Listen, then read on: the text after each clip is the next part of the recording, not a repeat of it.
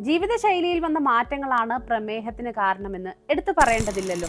എല്ലാവർക്കും അറിയാം.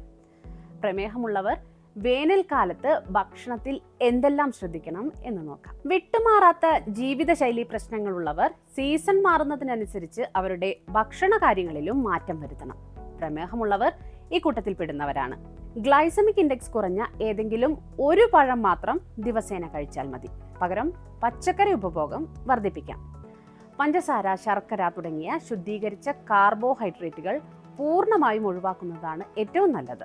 മാമ്പഴം, ചക്ക തുടങ്ങിയ സീസണൽ പഴങ്ങൾ മിതമായ അളവിൽ കഴിക്കാം. അമിതമായാൽ ഇവ രക്തത്തിലെ പഞ്ചസാരയുടെ അളവ് വർദ്ധിപ്പിക്കുമെന്ന കാര്യം മറക്കരുത്. ജനപ്രിയ വേനൽക്കാല പാനീയങ്ങൾ പോലും പ്രമേഹമുള്ളവർക്ക് അപകടകരമാണ്. അത്തരത്തിലൊന്നാണ് കരിമ്പിൻ ജ്യൂസ്. ഇത് പൂർണ്ണമായും ഒഴിവാക്കണം. ഇളനീർ ഗുണം ചെയ്യുമെങ്കിലും 100 മില്ലി പരിമിതപ്പെടുത്തുകയും ഭക്ഷണത്തോടൊപ്പം കഴിക്കാതിരിക്കുകയും വേണം. ഭക്ഷണത്തോടൊപ്പം കഴിച്ചാൽ രക്തത്തിലെ പഞ്ചസാരയുടെ അളവ് ഒറ്റയടിക്ക് വർദ്ധിപ്പിക്കാൻ ഇത് ഇടയാക്കും. പച്ചക്കറി ജ്യൂസുകൾ കുഴപ്പമില്ല. ക്യാരറ്റ്, ബീറ്റ്റൂട്ട് എന്നിവ പരിമിതമായ അളവിൽ ആഴ്ചയിലൊരിക്കൽ കഴിക്കാം.